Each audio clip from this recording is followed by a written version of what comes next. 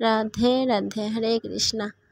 Welcome to my channel cute and mamma's blog. তো নতুন একটা দিন, নতুন একটা বছর, নতুন একটা ভিডিওর সাথে আবারও চলে এসেছি। তো এখন সকাল সকাল স্নানটা করে নিয়েছি, আর এখন মন্দিরটা একটু সাফ সাফাই করে নিচ্ছি। নতুন বছর গোপালকে একটু নতুন ড্রেস পরাবো, লাড্ডুর ভোগ লাগাবো, আর মন্দিরটা তো রোজই পরিষ্কার করতে হয়, এটা অন্য কিছু নয়। মন্দিরটা পরিষ্কার করে নিয়ে এবার মন্দিরের ভেতর যে তুলসী পত্রগুলো দিয়েছিলাম সেগুলো পরিষ্কার করে নিয়ে তারপর গোপালকে স্নান করিয়ে নতুন ড্রেস পরাবো। সবাইকে নতুন বছরের অনেক অনেক শুভেচ্ছা। নতুন বছর সবার খুব ভালো কাটুক, পেছনের সব দুঃখ ভুলে গিয়ে নতুন সাল আসুক সবার জীবনে, আনন্দে ভরিয়ে দিক নতুন বছর।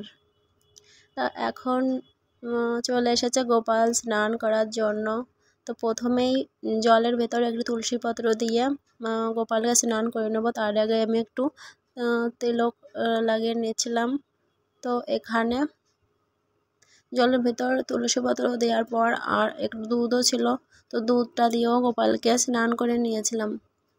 তো মাঝে মাঝে এটা করানো হয়, যখন একাদশী থাকে তখন পঞ্চামৃত দিয়ে গোপালকে স্নানটা করানো হয়।